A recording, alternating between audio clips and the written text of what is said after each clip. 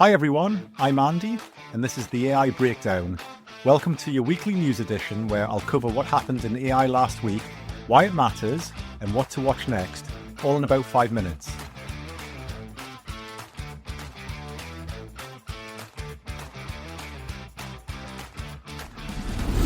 Our first headline spotlights a seismic shift in the workforce landscape, with AI taking the wheel and steering companies toward a radically different future. First up, JPMorgan Chase, the biggest bank in America, dropped some serious news at its annual investor day. Marianne Lake, their consumer banking chief, announced they're aiming for a 10% cut in jobs across operations and account services, so we're talking thousands of people, through AI-driven automation. CEO Jamie Dimon even predicted recently that pretty soon we might see work weeks shrink to just 3.5 days as AI automates 60 to 70% of repetitive banking tasks. And as if that wasn't enough, CFO Jeremy Barnum is already telling teams to resist headcount growth in pursuit of even leaner operations. Meanwhile, in India, Tata Consultancy Services, a giant of global IT, just revealed the largest layoff in Indian tech history. 12,000 jobs, mostly in middle and senior roles. Officially, they're chalking it up to skill mismatches, but it comes alongside a big push to roll out AI at scale and a clear message: future skills mean AI skills. Why does all this matter? For sectors like banking and IT, it's now explicit. AI isn't just changing how we do things, it's directly driving job cuts and restructuring. Investors see an efficiency play. Unions and employees are raising alarms. Whatever your view, one thing's certain: AI's impact on the workforce isn't some distant theory, it's happening right now. Now, if you thought Apple only ever builds in-house, think again. The standout rumor this week is that Apple's in talks to acquire Perplexity AI, a conversational AI startup, for a cool $14 billion. That would make it Apple's biggest acquisition ever, and by an absolutely massive margin.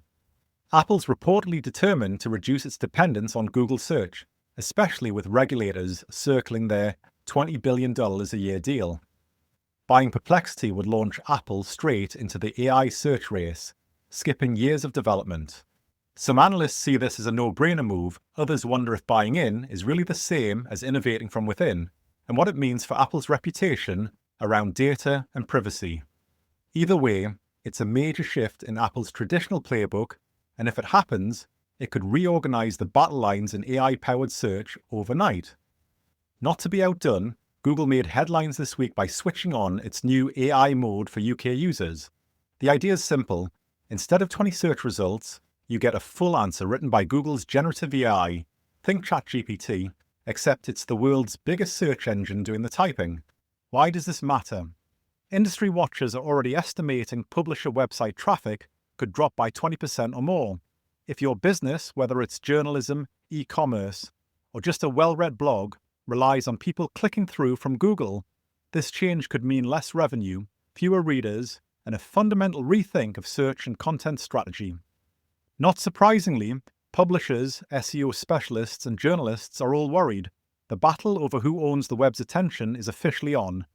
Let's move from headlines to action. This week was a big one for real enterprise AI launches. First, there's Amazon AWS rolling out Bedrock Agent Core, a new platform for developing and managing AI agents within large enterprises.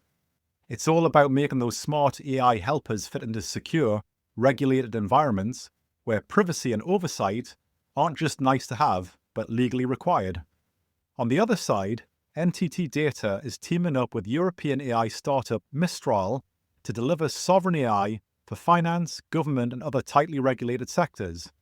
This means keeping data locked down to specific countries, a growing demand across Europe and beyond. These moves show enterprise AI is no longer just a buzzword.